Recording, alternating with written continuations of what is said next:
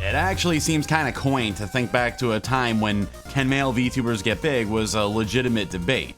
That long bygone era of nostalgia, otherwise known as last December. After all our months of discussion, speculation, and pensive wondering, Nijisanji just casually strolled up and released 10 massively popular male VTubers in the span of a couple of months. They did so well with them that they got bored and turned their attention to breaking worldwide records with a gag character whose debut stream has, in less than a month, firmly set her in the books.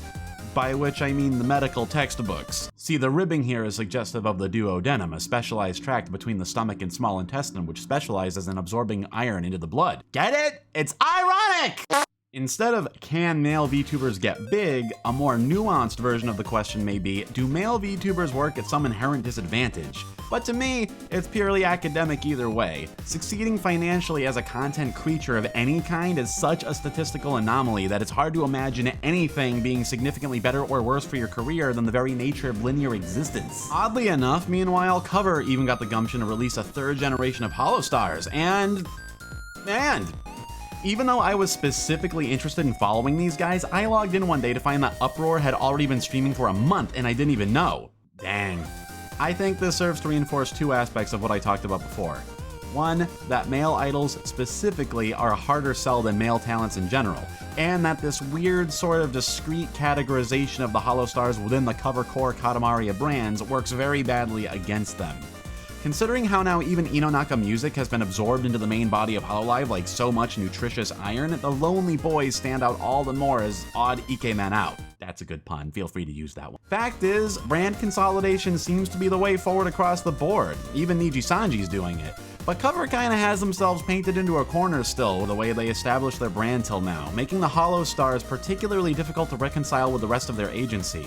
They're a little too connected to Hololive to really feel like a part of the general VTuber population, like the way VShoujo does, but they also feel oddly disconnected from Hololive itself. I feel like there's this vague sense of missing the main attraction if you focus on Holostar's content. Like, the perception is that it's a side project, and that's very self-reinforcing. It's also clear that Hololive and Nijisanji have been influencing each other considerably of late, what with Niji EN Waves having such a distinct focus on music, with generational song drops and singles, and Cover seemingly redoubling its efforts to expand its Indonesian and EN branches, including opening auditions for a new male branch? We can only wait and see if they can finally thereby crack the code to market their manwares to the masses. Since the EN world is a little less steeped in the mores of idol culture, hopefully it will mean easier interaction among the groups. I've thought for a while that Cover needs some interstitial brand to function as a link between the stars and Alive. My idea was a non-idol but still musically focused sister agency, perhaps even a co-ed one, which would focus on music production, with perhaps less frequent streaming. The collective EN Live and Stars could potentially be that intermediary, helping even the JP Holostars feel like less of an ancillary brand. I'm no marketing man though, this is just my thoughts as I ponder the ongoing Holostars discrepancy like so much orb. Now, obviously, sub count alone does not reflect success. Just look at how many indies out here get bullied with no-text akasupas. Why are you guys sending blank super?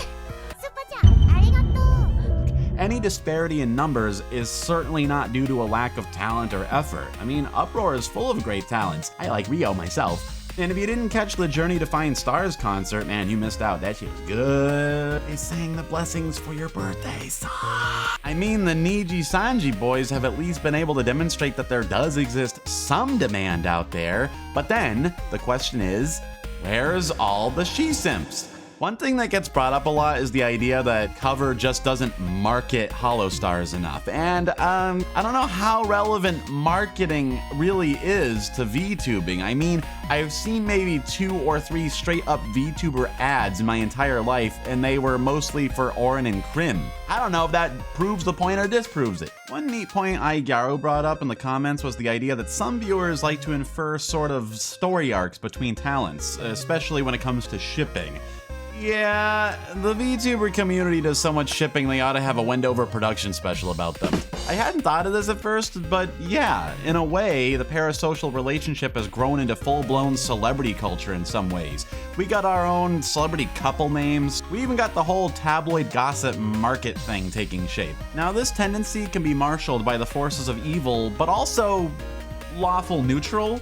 People love to speculate, and they like to find patterns and follow developing narratives. It's the reason people like to debate Tom Bombadil after 75 fucking years. But obviously, this kind of thing can have its dark side, as even the popular Niji lads have found out lately. There's always gonna be trouble caused for those who know how to simp responsibly.